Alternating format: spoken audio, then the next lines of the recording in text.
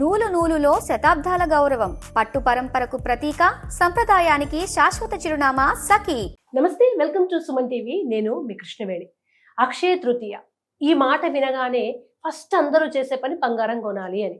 సరే, ఒకప్పుడు అంటే బంగారం కొందామన్నా అప్పు చేసైనా కొనేంత కాస్త రేట్ అటు ఇటుగా ఉండేది. ఇప్పుడు 1,50,000కి పైగా ఉన్న బంగారం ఒక మధ్యతరగతి వ్యక్తి 1/2 గ్రాము కొనాలన్నా 8,000 తీసుకుని వెళ్లాల్సిన పరిస్థితి. ఈ వేలంబెరిగా చెప్తున్న అనేక మంది విషయాలు విని అసలు కొనుక్కుంటే ఏదో జరిగిపోతుందేమో, మాకు అసలు ఎప్పటికీ డబ్బులు రావేమో అన్న భయాలు. ఇవాళకి ఈ ఎపిసోడ్తో ఆ భయాలన్నిటికీ చెక్ పెట్టాలని నిర్ణయించుకుంది సుమన్ టీవీ. ఈ అంశం గురించి సవివరంగా మనకు తెలియజేయడానికి ఈరోజు మనతో పాటు ఉన్నారు ప్రముఖ జ్యోతిష్యులు, సంకల్ప మందిర్ నిర్వాహకులు బ్రహ్మశ్రీ నందిభట్ల శర్మ గారు. మాట్లాడతారు. గురువు గారు నమస్కారం. వాగర్థ సంపృక్తౌ వాగర్థ ప్రతిపత్తయే జగతః పితరౌ వందే పార్వతీ పరమేశ్వరౌ. ఆదిత్యాయ చ సోమాయ మంగళాయ బుధాయ చ గురు శుక్ర శనిభ్యశ్చ రాహవే కేతవే నమః. శృంగేరి జగద్గురు పీఠాధిపతులకి, కంచి పీఠాధిపతులకి నమస్కారములు తెలియజేసుకుంటూ కార్యక్రమాన్ని ప్రారంభిద్దాం. గురువు గారు, అందరికీ ఉండే అనుమానం, ధనత్రయోదశి అక్షయ తృతీయ వచ్చిందంటే ఇంట్లో ఉన్న డబ్బులు పట్టుకెళ్ళి, కొందరైతే భర్తని తిట్టి అసలు ఇవాళ బంగారం కొనుక్కుంటే ఎలా అని ఈ విషయం మీద గొడవలు అవుతున్న ఇళ్ళు కూడా చూస్తున్నా నేను. పాపం కొనలేని వాళ్ళు చాలా బాధలో, మేము బంగారం కొనలేకపోతున్నాం, మాకు మంచి జరగదేమో అని. ఇందులో ఎంతవరకు నిజం ఉంది? అసలు ఇది ఎక్కడ స్టార్ట్ అయింది ఇలా కొనాలనేది? ఇది మనం గమనించుకుంటేనమ్మా, బంగారము అనేటువంటిది కలిపురుషుడు ఉండేటువంటి స్థానాలలో ఒకటి. ఈ కలిపురుషుడు ఉండే స్థానాల్లో ఉన్నటువంటి బంగారాన్ని మనము ఎక్కువగా ఇప్పుడు ముప్పుడుగా కొనుక్కొచ్చుకొని పెట్టుకుంటున్నాం. పైగా గమనించుకున్నట్లయితే ఆ రోజున గనక ధనత్రయోదశి కావచ్చు, లేదా అక్షయ తృతీయ రోజు, అక్షయం కానటువంటిది, ఆ రోజున బంగారం కొనుక్కొచ్చుకుంటే మన జీవితంలో అంటే ఎలాంటి, ఇది వ్యాపార ప్రకటన. వ్యాపారులు కేవలం వాళ్ళ యొక్క ఉన్నటువంటి సొమ్ముని అమ్ముకోవడం కోసం ఇది పెట్టి ఈ రోజున కొనుక్కోండి అని చెప్పి ప్రకటనల ద్వారా జనాలకి లేని కోరికను కలిగింపచేసి, ఇది కొనుక్కోమని పెట్టుకోమని ఏ గురువులు చెప్పలేదు, ఏ జ్యోతిష్యులు చెప్పలేదు, ఏ పండితులు కూడా చెప్పలేదు. ఎందుకు ఎవరు చెప్పలేదంటే, అసలు ఏ పురాణాల్లో కూడా బంగారం కొనుక్కోమని చెప్పలేదు. అంటే మీకు తెలిసినంతగా పంచపాండవులు కానీ, రామాయణంలో కానీ, ఎవరైనా కానీ, పురాణ పురుషులు ఎవరైనా కానీ బంగారం కొనుక్కొని వేసుకున్నారు, బంగారు ఆభరణాలు పలానా రోజు అంటే మనకంటే తెలియని పురాణాలు వాళ్ళకి తెలుసా? వాళ్ళకి తెలియవా? మనకే ఎక్కువగా తెలుసా? ఏ పాత్ర అయినా కానీ బంగారం కొనుక్కున్నట్టుగా ఉందా? అసలు సీతమ్మ వారు అడవిలో ఉన్నప్పుడు ఎన్నో అక్షయ తృతీయాలు వచ్చి ఉంటాయి కదా, అమ్మాయితే కొనుక్కోలేదు. అలాగే ఇవన్నీ కూడా వ్యాపారులు తమ ప్రకటన కోసం, ఎందుకంటే ఒక చిన్న 1/2 గ్రాము కాదు, 1/4 గ్రాము కొన్నా మళ్ళీ వచ్చే అక్షయ తృతీయో ధనత్రయోదశికో అది గుడ్లు పెట్టి కిలో బంగారం చేస్తుంది అని చెప్పి వ్యాపార ప్రకటనలు ఉండడం వల్ల మనిషికి ఉండే అత్యాశ, బంగారం అంటేనే ఆశ, ఆ ఆశకి జనాలు పాపం లోబడిపోయి డబ్బులున్నా లేకపోయినా మీరు అన్నట్టుగా అప్పులు చేసైనా తీసుకొచ్చుకొని కొనుక్కుంటున్నారు. ఇది మరీ దారుణం అమ్మ. అసలు బంగారం కొనమని ఎక్కడా శాస్త్రంలో చెప్పబడలేదు. కానీ ఈ బంగార ప్రభావం వల్లనే విపరీతమైనటువంటి ఇబ్బందులు మానవులకి కలుగుతున్నాయి. అసలు ఈ యొక్క అక్షయ తృతీయ రోజునైనా, ధనత్రయోదశి రోజునైనా, ఏదైనా పండుగ సందర్భంలో, పుణ్యప్రదమైనటువంటి సందర్భంలో దానము చేయమన్నారు. కాంచనం కర్మ విమోచనం. అంటే కాంచనం అంటే బంగారం, కర్మ విమోచనం అంటే ఈ యొక్క బంగారము తయారు కావడానికి ఎన్ని వేల టన్నుల భూమిలో ఆ రజన అనేది తొలగుతుంది. అలాగే బంగారం, 1 గ్రాము బంగారం తయారు చేయడానికి ఎంత మానవ శక్తి, అంటే ఎంతమంది మనుష్యులు కష్టపడితే ఆ బంగారం తయారవుతుంది. అందుకనే బంగారం అనేది నో డౌట్ ఒక అమూల్యమైన ఆభరణం, కానీ మానవుణ్ణి దురాశకి గురి చేస్తుంది. ధర్మబద్ధం కంటే అట్లాంటప్పుడు బంగారం కలిపురుషుడు ఉండేటువంటి ప్రదేశం కదండి, మరి అట్లాంటప్పుడు అందరు కొనుక్కుంటారంటే కలిపురుషుని మెళ్ళేసుకొని తిరుగుతున్నట్టేనా? ఉంగరాలు చేసుకుంటున్నారు ఆడవాళ్ళు, బంగారాలు కిలోలు అని అంటే, సహజంగా చెప్పాలి అని అంటే ధర్మబద్ధమైనటువంటి సంపాదన ద్వారా బంగారం కొనుక్కుంటే అది లక్ష్మీప్రదం. అధర్మబద్ధముగా సంపాదించి దాన్ని వస్తు రూపంలో మార్చుకొని బంగారంగా దాన్ని తీసుకుంటే అది ఎప్పుడు కూడా అధర్మమై కూర్చుంటుంది. తద్వారా మనకు భయాందోళనలు ఉంటాయి. మీకు ముఖ్యంగా ఇప్పుడు ఈ కాలంలో ఎవరైనా ఆడవాళ్ళు నడి రోడ్డు మీద జనసంచారం లేకుండా ఒక్క తాడైనా వేసుకొని బయటికి వెళ్ళగలిగే శక్తి ఉందమ్మా. దానివల్ల ప్రాణాలే పోతున్నాయి. అంటే 1 గ్రాము బంగారం కోసం కూడా ప్రాణాలు తెగించేసేటువంటి, అంటే ఎన్ని మనం హత్యలు చూడట్లేదు. అంటే ఇదంతా ఎక్కడి నుంచి వచ్చింది అని అంటే దీనికి ఒక గాథ ఉందమ్మా. బంగారము కలిపురుషుడు బంగారంలోకి ప్రవేశించాడు అని చెప్పడానికి ఒక గాథ జరిగినటువంటిది. ద్వాపర యుగంలో భీముడు జరాసంధుడిని సంహరించిన తర్వాత ఆ రాజ్యంలో సంహరించిన ఆ రాజ్యం అంత సొత్తంతా విజయులకే కదా. అలా భీముడు వస్తూ వస్తూ జరాసంధుని ధనాగారంలో ఉన్నటువంటి ఒక అద్భుతమైన మణిమాణిక్యాల వజ్రాలతో కూడుకున్న ఒక గొప్పదైనటువంటి కిరీటాన్ని చూశాడు. నచ్చి తెచ్చుకున్నాడు. ధర్మరాజుకు చూపిస్తే అప్పుడు ధర్మరాజు అన్నాడు, ఇది అధర్మంగా నువ్వు తెచ్చావు, ఇది ధర్మబద్ధమైనది కాదు, దీన్ని ఉపయోగించుకో అని చెప్పి ఎక్కడో మూలన ఒక గృహంలో పడేసేశాడు. తర్వాత అతను ఎప్పుడు పట్టించుకోలేదు. భీముడు కూడా దాన్ని వాడలేదు, ధర్మరాజు వాడలేదు. పరీక్షిత్తు కూడా చూశాడు, కానీ పరీక్షిత్తు కూడాను ఎప్పుడు వాడలేదు. అయితే ఈ పరీక్షిత్తు అనేటువంటి వాడు గొప్ప మహారాజు. పరీక్షిత్తు గురించి మనకు చాలా మటుకు తెలిసింది ఇంతే, కానీ తెలియాల్సింది చాలా గొప్పది. అంటే చాలా గొప్ప రాజుగా కీర్తిగడించాడు.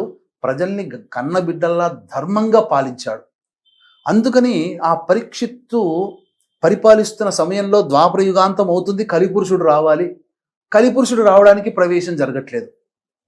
ప్రవేశం రాకపోయేసరికి ఇక ఇట్లయితే కాదని చెప్పి కలిపురుషుని దగ్గర పోయి కాళ్ళ వేళపడి, అయ్యా నేను కలిపురుషుణ్ణి, ద్వాపర యుగం అయిపోతుంది, నేను రావాలి, నాకు అవకాశం ఇవ్వండి, మీరున్నంత వరకు నేను ప్రవేశం చేయలేకపోతున్నాను, కాబట్టి యుగ ధర్మం ప్రకారం నేను రావాల్సిందే అని అంటాడు.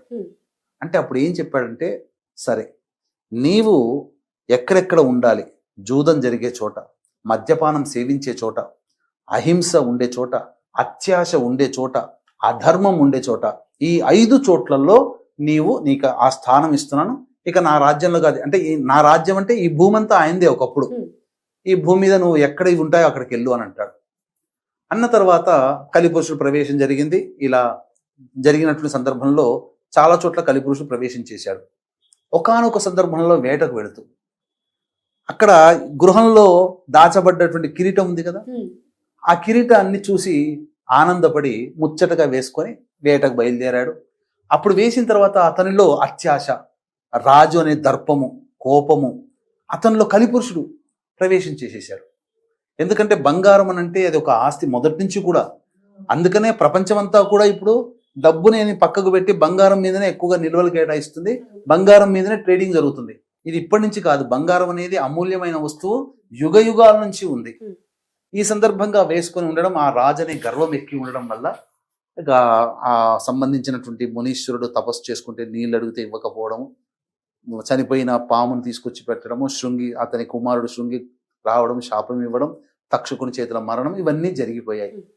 కాబట్టి బంగారము అనేటువంటిది ధరించడం వల్ల అతనికి ఒక అహంకారము, దర్పము ప్రవేశించింది. ఆ దారభ్యత, బంగారం అనేటువంటిది కూడా కలిపురుషుడి యొక్క స్థానాల్లో ఒకటిగా ఉంది. ధర్మబద్ధమైనటువంటి సంపాదనతో కొనుక్కుంటే తప్పులేదమ్మా, కానీ బంగారం అనేటువంటిది దానం చెయ్యాలి.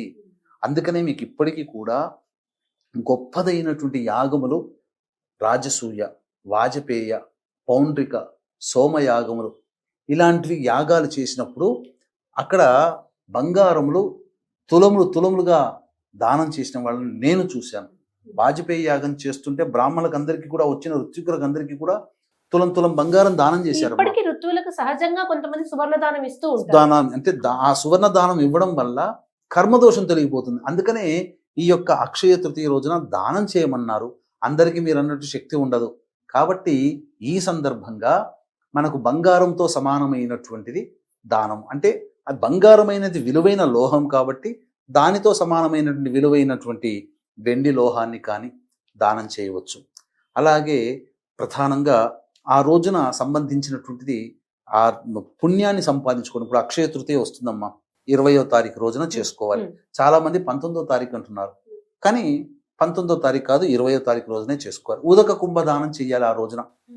ఈ అక్షయ తృతీయ సందర్భంగా ఉదక కుంభదానం అంటే ఒక మట్టి పాత్రలోనైనా, ఇత్తడి చెంబులోనైనా, లేకపోతే వెండి చెంబులోనైనా, రాగి చెంబులోనైనా, మట్టి చెంబులోనైనా చక్కగా నీరు వేసి పచ్చకర్పూరము, జాజికాయ, జాపత్రి, ఇలాచి, కుంకుమ పువ్వు అవన్నీ వేసి బ్రాహ్మడికైనా దానం చేయవచ్చు, లేదా అవకాశం ఉంటే ఎవరికైనా గొప్ప వాళ్ళకి దానం చేయవచ్చు, కుటుంబ పెద్దకి.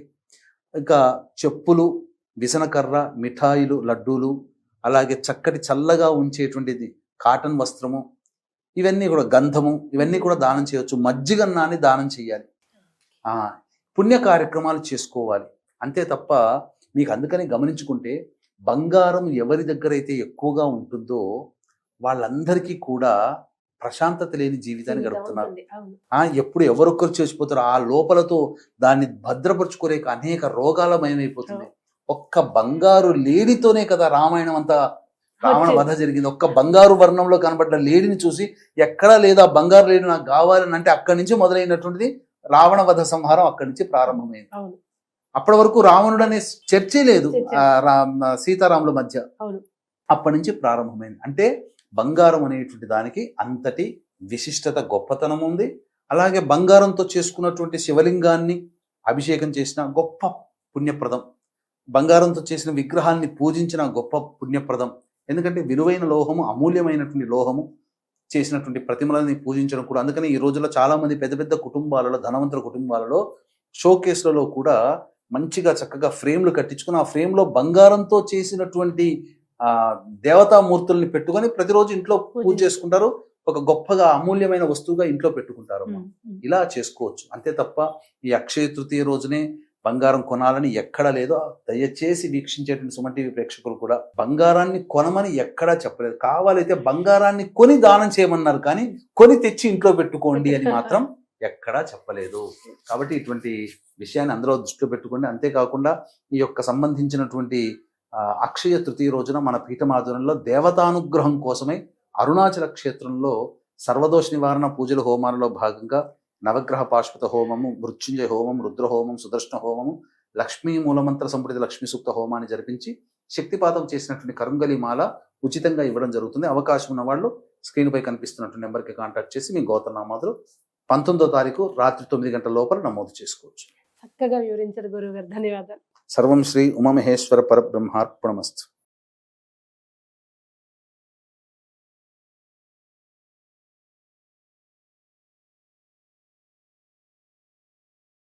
సుమన్ టీవీలో మీ పర్సనల్ అండ్ బిజినెస్ ప్రమోషన్స్ కోసం కింది నెంబర్కి కాంటాక్ట్ చేయండి.